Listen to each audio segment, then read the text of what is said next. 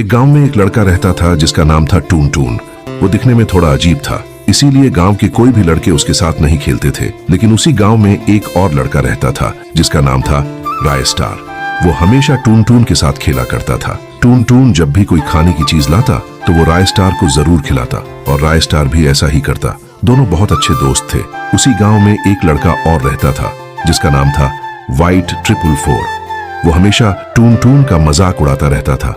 ओ पतले पैरों वाला, अपनी शक्ल तो देख, कैसा लकड़ी जैसा दिखता है। इसी कारण कई बार राय स्टार और व्हाइट 444 के बीच झगड़ा भी हो चुका था।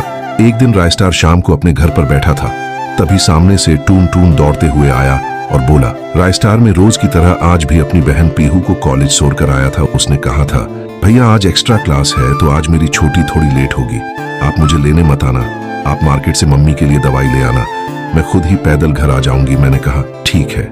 और देखना राय स्टार, इतनी रात हो गया है, वह अभी तक घर नहीं आई, मुझे तो बहुत फिक्र हो रही है। राय स्टार ने कहा चल कर ढूंढते हैं। दोनों निकल पड़े। उसकी बहन को ढूंढने के लिए कॉलेज जाकर वहां के चौकीदार से पूछा तो उसने बताया, पीहू तो शाम होने से पहले ही यहाँ से चली गई थी। राय स्टार और टून टून कई दिनों तक पीहू को ढूंढते रहे लेकिन वह नहीं मिली। एक दिन टून टून अपनी बहन को रास्ते में ढूंढते हुए जा रहा था, तभी उसके सामने व्हाइट 444 गया और कहा, तेरी बहन नहीं मिलेगी, किसी के साथ भाग गई है। यह कहकर वह उस पर हंसने लगा। यह बात टून टून को इतनी बुरी लग गई कि उसने ब्रिज से कूदकर अपनी जान दे दी। अब राय स्टार बिल्कुल अकेला पड़ चुका था। एक दिन वह अपने घर में लेटा हुआ था, तभी उसे एक आवाज सुनाई दी। उसने सामने देखा तो पीहू की आत्मा खड़ी थी।